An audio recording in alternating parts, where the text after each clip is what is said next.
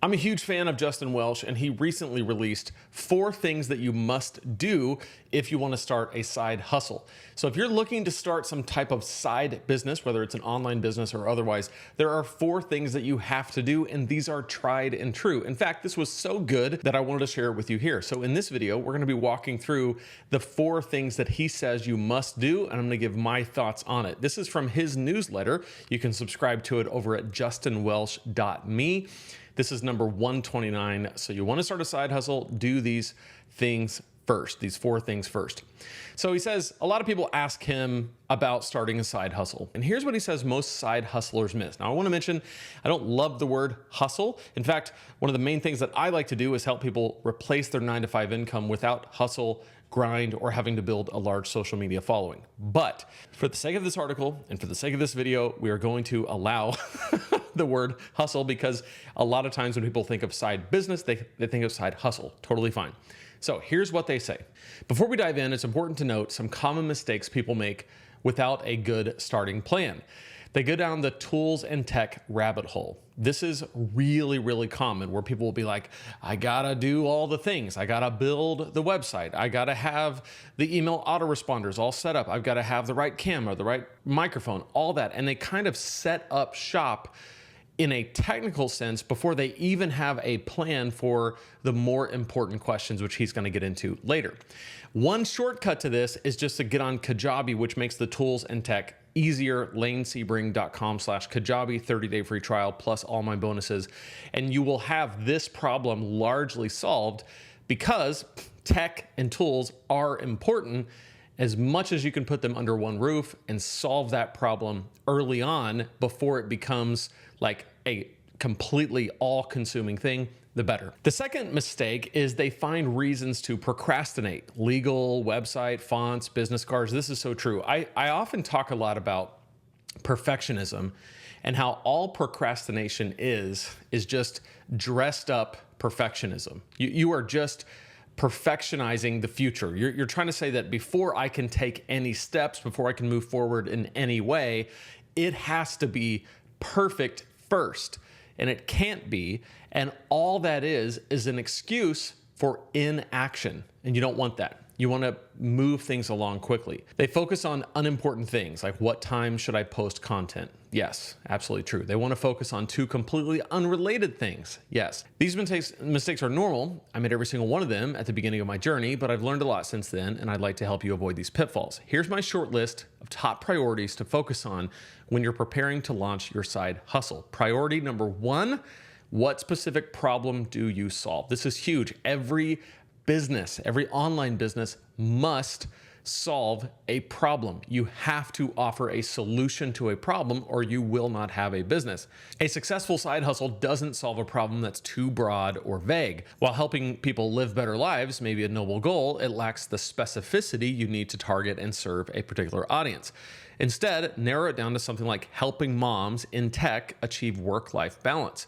To hone in on the right challenge, identify a specific tangible problem that you actually solve for your ideal client.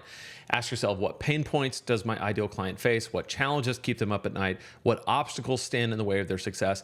When you focus on a clear, well-defined problem, you can develop a solution that resonates with your ideal customers and sets your side hustle apart. Yes. And as you are identifying the type of problem you solve in online business, where you're teaching content, free content, and then you are funneling people to your paid products like courses and coaching and consulting, the problem you solve is also related to your niche, the topic you teach about.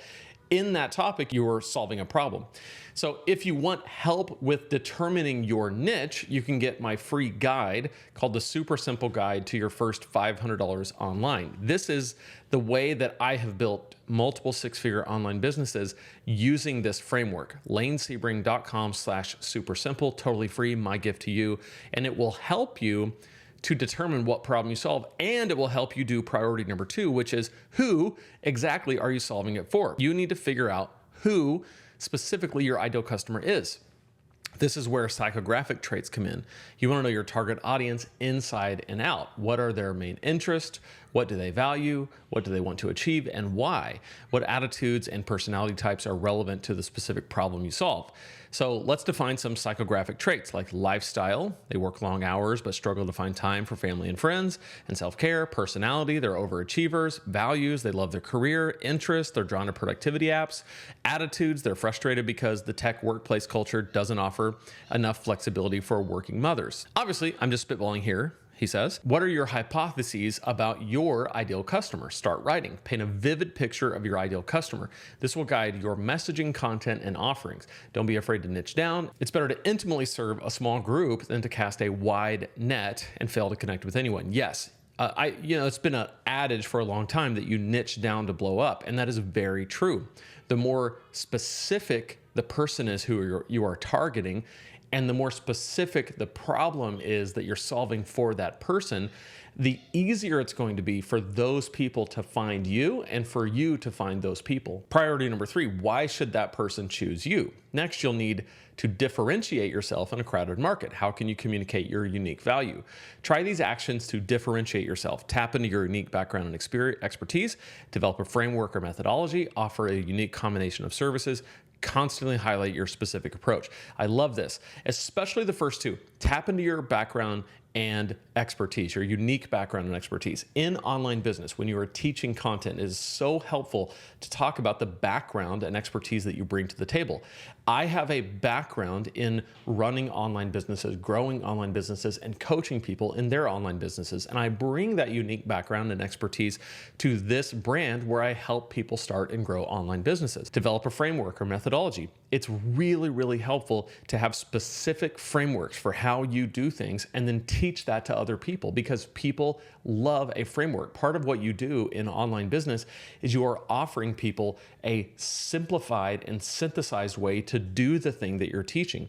And a framework really helps with that. Priority number 4, how can you get some attention? Now it's time to start generating attention for your side hustle. Here are some simple social media tactics you might enjoy. First, redesign your social media profiles. Those psychographic exercises I talked about earlier will come in handy when you're creating your banners, images, tagline, about section. The gold is in the details here. When your ideal customer comes across your profile, they should quickly be able to identify that you're someone who makes them feel seen and understood, and that you might be the person to solve their problem. That's huge. Find your ideal customers in online communities like Facebook groups, LinkedIn groups, Reddit. Test the power of video content. Create short, inspiring videos that offer solutions to specific struggles your audience is facing. People love that kind of stuff. Share your videos on Instagram, TikTok, YouTube Shorts. Then you can repurpose that content on X, LinkedIn, and beyond. Remember, you're not on social media to copy big creators or get the most impressions. Focus on providing genuinely helpful information that demonstrates your expertise and builds trust. So I love this because of the simplicity. Number 1, identify the problem that you solve. Number 2, understand your target audience inside and out. Number 3, clarify your unique value proposition. And then number 4, strategically build awareness around your brand and message. That is, in a nutshell, what we do when we build an online business. We're going after first, what problem am I solving? When I had my first online business over at Preaching Donkey, the problem that I was solving was when a pastor would sit down to write a message, there was a sense of dread, overwhelm, anxiety, and I wanted to give that person confidence in their message and clarity in their message. Hence, Preaching Donkey became a resource where I helped pastors preach with confidence and clarity. Here at my personal brand, I'm going after the person who is stuck in their 9-to-5 job. They're looking for ways to make money on the side that will eventually replace what they're making in their 9-to-5. And so I want to show them how to do that, but specifically with an online business, and by not hustling and grinding and building a large social media following, but doing it in a different way with very targeted content. And so that's how I have gone through and done number 1 and number 2. My question for you is, what is the problem that you solve and who are you solving it for? And then clarifying your value proposition. How do you stand out? What makes you unique? For me, what makes me unique in this situation is most people who are teaching online business rely on large numbers. I don't. I rely on very targeted content to a specific targeted niche. And then number 4, strategically build awareness around your brand and message. How do you do that? What is your plan to do that? He suggests a plan where you kind of test the waters with video and then move it over to other platforms like LinkedIn or X. All kinds of ways to do this. For me, I typically love YouTube as a lead generating and awareness tool because I can do this type of video on YouTube where it's long form. I'm able to take a little bit more time to go into a topic and explain it well enough to provide value to the person who's watching.